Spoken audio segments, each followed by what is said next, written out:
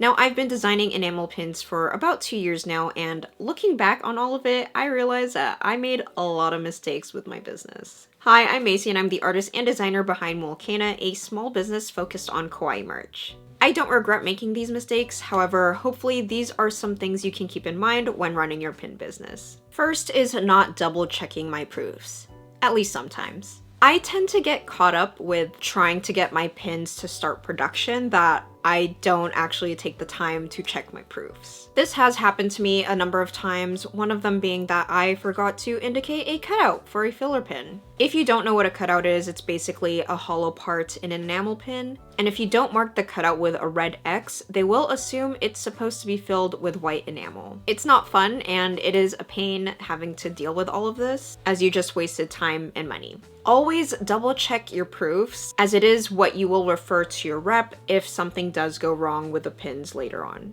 Another mistake I made with my business is grading my pins too harshly. If you're new to pins, pin grading is basically just making sure that a pin is up to standard, and there's a whole spectrum of grades. However, I split it to A grade / standard grade and B grade / seconds grade. Because of this, I ended up with a large amount of B grades only for buyers to say that they can't even tell what the issues are. I personally don't want to be overly picky with grading because 1, no one notices the minor imperfections unless you really stare at it, and most people won't. 2nd, I'm losing potential revenue if I price it as a B grade instead of standard. 3rd, I am upfront with my customers that my pins will never be perfect and that I don't sell collector's grade pins, which are pretty much pins that have no imperfections. Naturally, pins that go through production, even though they are using machines in a factory, it's still human made. As you can see, this is one of my factories working on my Rengoku pins, and they are literally hand screen printing the flames on the pin. So naturally, there will be some minor mistakes. This is also why I only have standard and seconds pins, while some may categorize A, B, C, etc. grade pins. I just personally don't have time to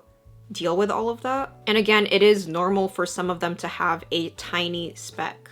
I now grade my pins at arm's length, and if I don't see any major imperfections within the first few seconds, it's fine. While this wasn't necessarily feasible for when I started my business, I was afraid to try more expensive specialty features. Again, while I'm still really happy with how my pins turned out over the past 2 years, I also wish that I tried more features such as glow-in-the-dark enamel, translucent glass, screen print, and so on. I understand that it does take money, and I did not have that money back then, but it would have been nice to have them with my earlier pin sets. I have been implementing them lately, as you can see in my Demon Slayer and One Piece pins and Chainsaw Man pins. However, it is also nice to not have it on some designs as pins with no extra features just to keep them affordable, since I know some people are not willing to shell out $16 or $30 on a pin. On the other hand, another mistake I made was using specialty features when it's not necessary. I have been guilty of this, I admit. There are some instances in which I use screen print for some designs where I could have just used enamel plating and at least saved on the unit price. I just have to keep reminding myself that just because it's available and I can do it, that doesn't mean that I actually have to use it. Moving on to a financial mistake that I made was not running pre-orders for my first set of pins. Pre-orders are great because it allows you to gather funds to help pay for the production costs for your pins. And it's also a great way to gauge interest if there's actually a demand for your pin designs. I self-funded my first pin set, which is these boba pins and the beckoning cat pin, and it totally flopped when I first released them. I mean, now they sell okay, however, literally no one bought them when I released them for my shop update, and I was definitely at a loss of funds because of it. And this is why I do pre-orders for most of my pins after that. The only pins that I actually self-funded after that were the ones that I had a strong feeling might do well, like my Spy Family and Chainsaw Man pins, or they're a small enough set that I can afford to pay upfront versus my One Piece pins where there's literally 21 pin designs. That's a big chunk of money. One mistake that I initially made was spending too much on backing cards. Now, I used to get Moo backing cards, and honestly, they are the absolute best in terms of quality. However, they are so expensive.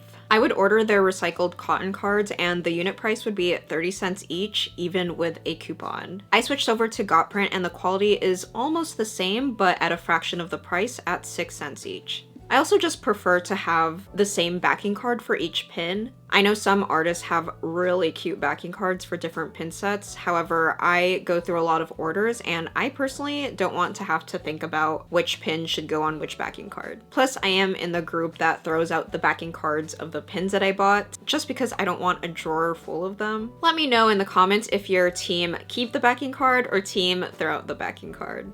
The next mistake that I made, but I am trying to fix, is not trying different enamel pin platings. As of now, I only have gold platings for my enamel pins, since that is what I prefer and is also the standard for pins. However, there are a lot of plating options such as silver, rose gold, black nickel, and dyed metal that I just haven't been able to try. Some pin makers like to have different variants by having different platings. However, it would be complicated for me already as I have nearly 80 pin designs and most of them are not limited edition. I do want to try dyed metal pins soon for an exclusive mystery bag, but that may be in the future.